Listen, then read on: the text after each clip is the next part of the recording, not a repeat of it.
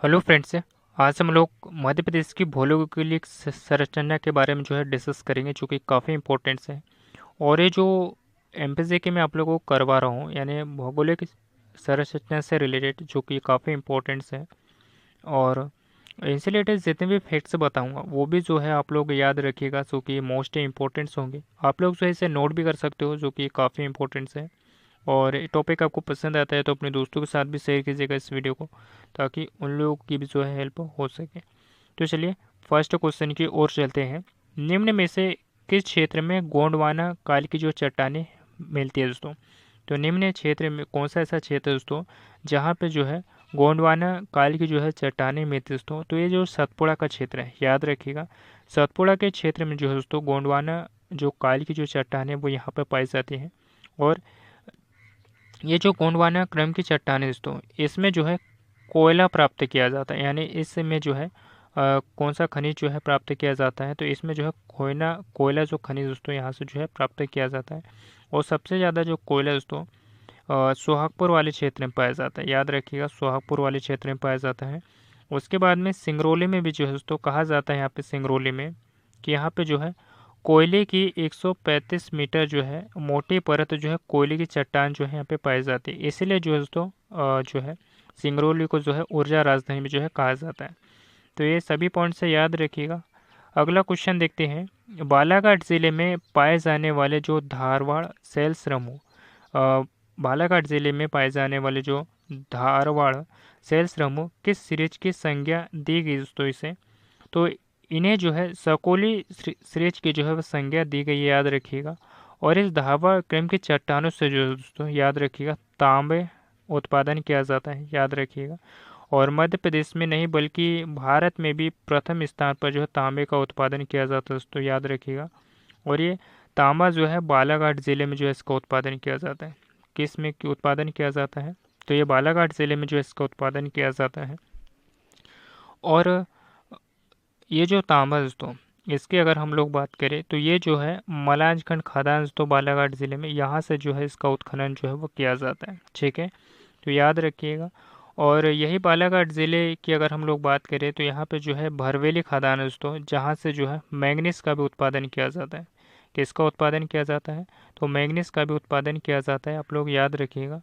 और जो बालाघाट ज़िले का जो चिन्नौर चावल है दोस्तों, याद रखिएगा, यहाँ का जो चिन्नौर चावल है इसे जीआई टैग जो है 2021 में जो है इसे जीआई टैग दिया गया था। और इसे जो है एक सेला और एक उत्पाद के तहत भी शामिल किया गया है।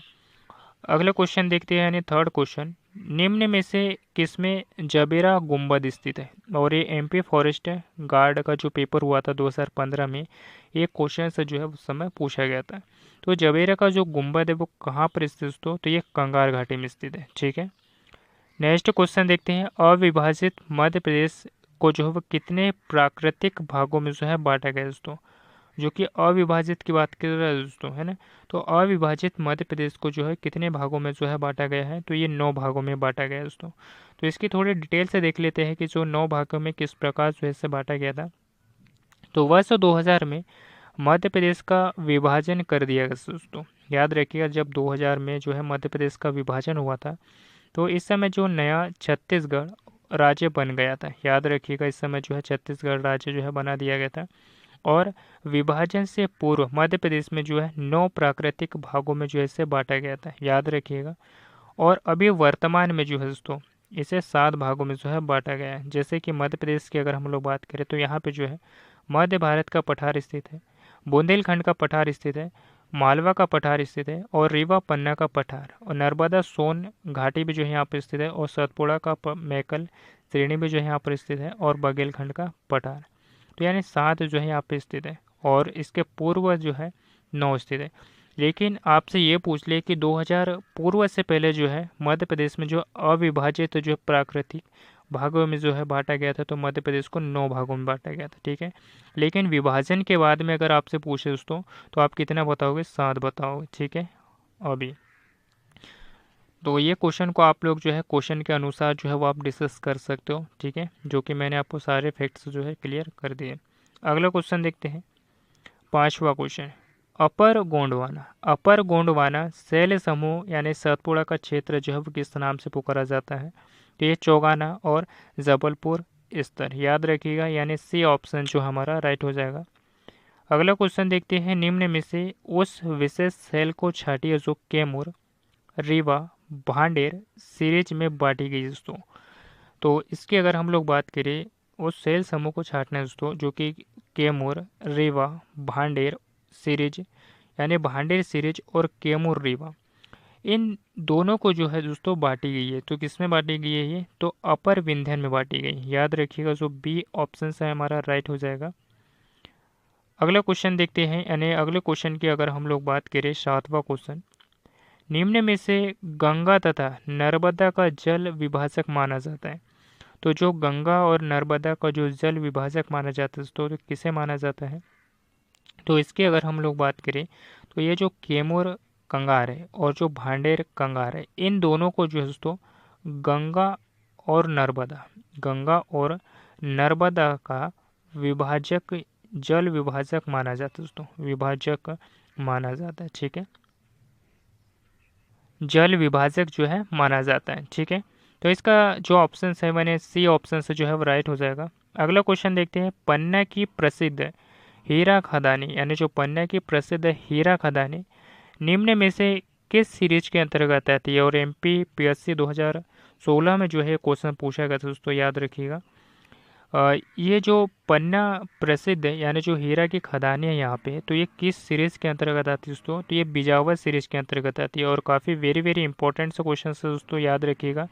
और ये पन्ना ज़िले की अगर हम लोग बात करें, तो जो हीरा दोस्तों यहाँ का जो मझगांव है, याद रखिएगा, यहाँ की जो मझगांव खदान है, यहाँ से जो है हीरे का उत्पादन किया जाता है। और इसीलिए जो है दोस्तों मध्य प्रदेश को जो है हीरा स्टेट भी कहा जाता है। और मध्य प्रदेश में जो प्रथम मात्रा में जो है दोस्तों, यानी प्रथम स्थान है दोस्तों हीरा उत्पादन में। और भारत का भी जो सबसे ज़्यादा जो हीरा है वो मध्य प्रदेश के जो है पन्ना ज़िले में ही पाया जाता है। ठीक है, तो ये दोनों में ही जो है प्रथम स्थान है दोस्तों, जो कि काफ़ी इंपॉर्टेंट्स है।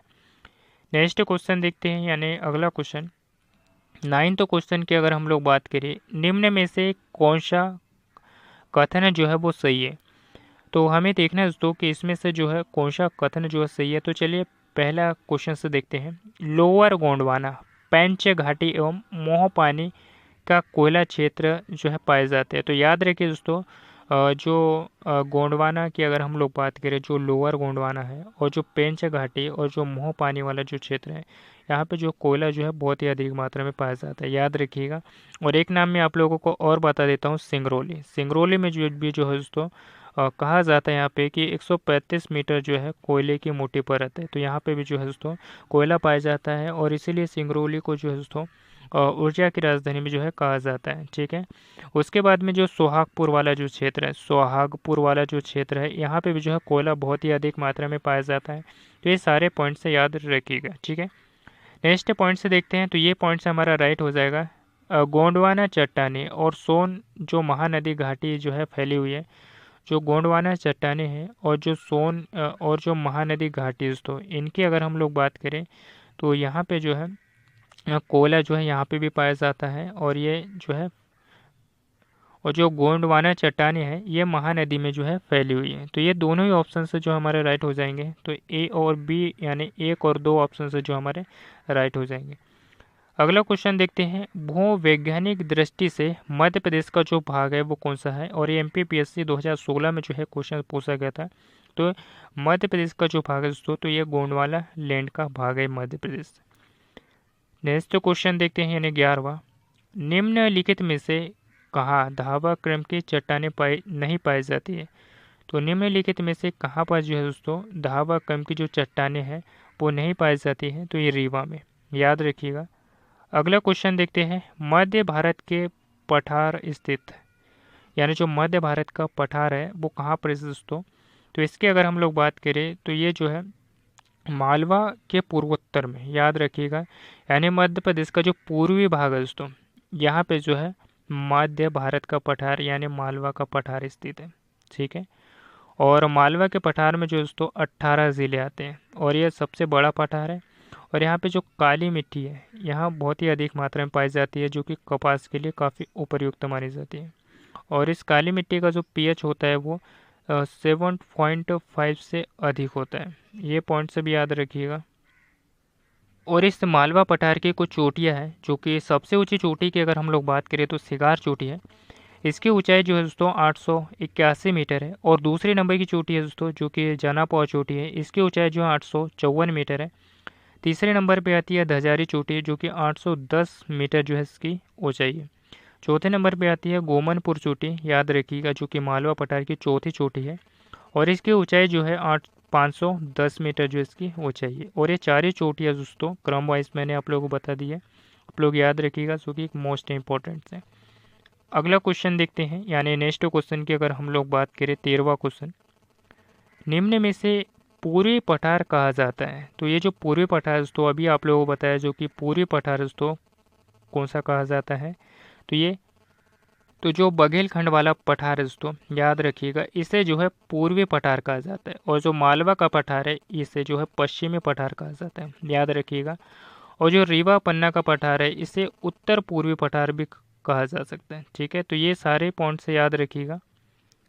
अगला क्वेश्चन देखते हैं, कर्क रेखा मध्य प्रदेश की किस भाग से गुजरती है। और एमपी फॉरेस्ट गार्ड 2015 में ये क्वेश्चन पूछा गया था।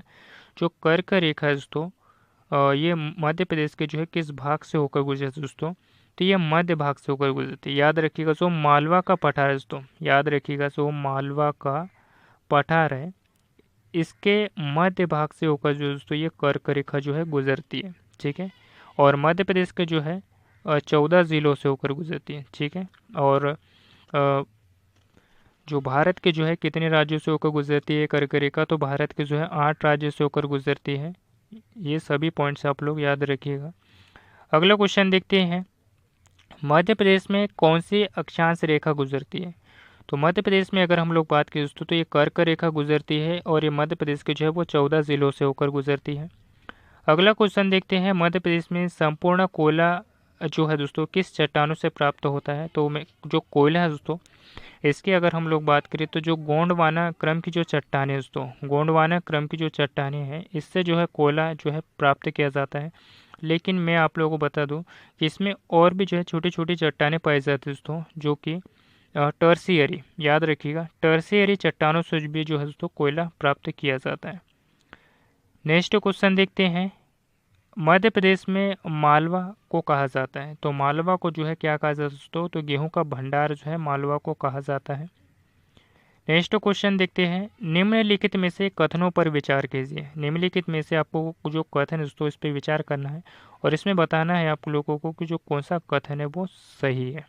तो चलिए देखते हैं, प्रथम कथन की अगर हम लोग बात करें तो फर्स्ट ऑप्शन की अगर हम लोग बात करें तो ये अपर गोंडवाना समूह की जो चट्टानें हैं वो सतपुड़ा बघेलखंड क्षेत्रों में मिलती है दोस्तों, याद रखिएगा, बिल्कुल राइट ऑप्शन है दोस्तों।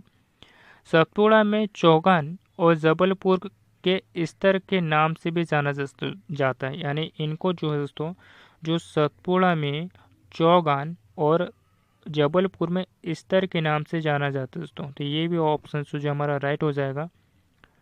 इस समूह की चट्टानों में सेल यानी कोयला वानस्पतिक पदार्थ मिलते हैं दोस्तों, यानी गोंडवाना समूह की चट्टानों में। तो ये सारे पॉइंट्स जो है इम्पोर्टेंट्स हैं। तो इसका जो यानी ये तीनों ही ऑप्शंस जो है हमारे राइट हो जाएंगे, है ना, यानी 1 वाला भी 2 3 यानी तीनों ही ऑप्शंस जो हमारे राइट हो जाएंगे। ठीक है, तो हमारा जो डी ऑप्शन जो है हमारा राइट ऑप्शन हो जाएगा, याद रखिएगा। और आज के लिए इतने दोस्तों, और ये टॉपिक कैसा लगा मुझे कमेंट बॉक्स में ज़रूर बताइएगा। अपने दोस्तों के साथ भी शेयर कीजिएगा इस वीडियो को, ताकि उन लोगों की भी जो है हेल्प हो सके। और मिलते हैं किसी नेक्स्ट टॉपिक पे। धन्यवाद, थैंक यू।